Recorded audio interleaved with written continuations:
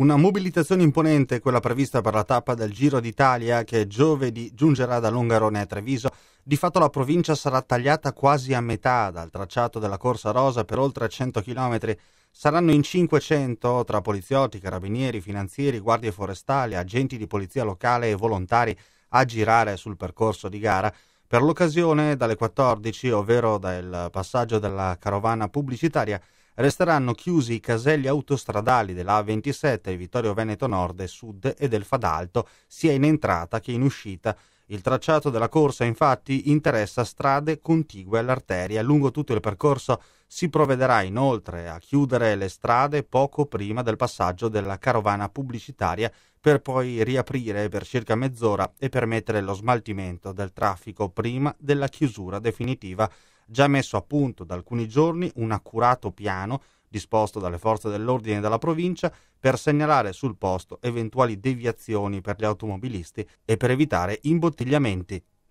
Come tutti sanno è prevista la 12ª tappa del Giro d'Italia che dal Longarone arriverà a Treviso in centro e quindi insomma le raccomandazioni che possiamo fare sono quelle di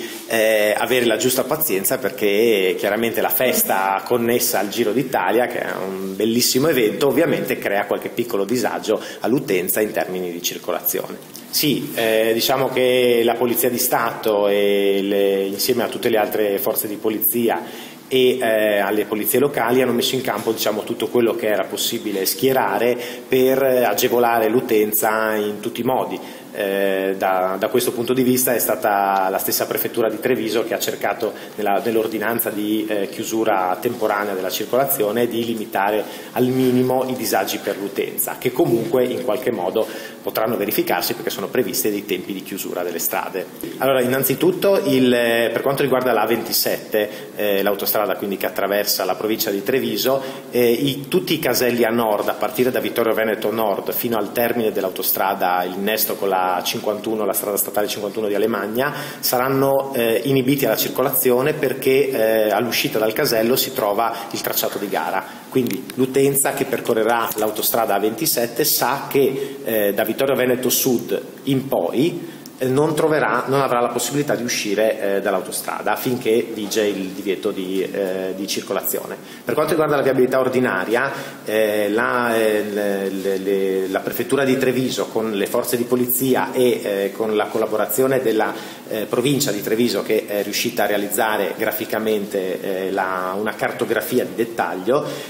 abbiamo rappresentato quelle che sono le viabilità da consigliare all'utenza. La cartografia è fatta molto bene e agevola molto il pubblico perché colora in verde quelle che sono tutte le vie liberamente percorribili, colora di viola il tracciato di gara che chiaramente è inibito alla circolazione e colora di rosso quelle strade che di per sé non sono oggetto dell'ordinanza prefettizia di chiusura del traffico, ma andando a intersecare il percorso di gara